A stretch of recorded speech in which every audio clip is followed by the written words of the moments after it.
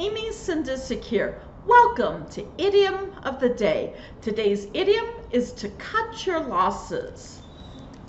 To cut your losses is to end a business activity or investment that is losing money.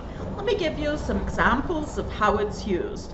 Due to minimal ROI, return on investment, we are going to cut our losses by ending the unsuccessful advertising campaign.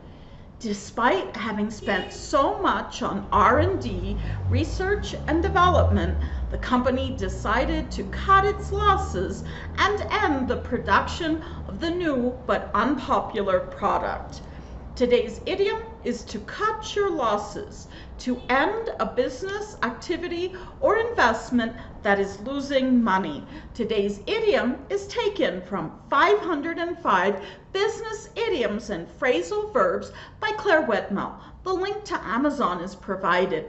Please visit me at businessenglish123.com. Thank you.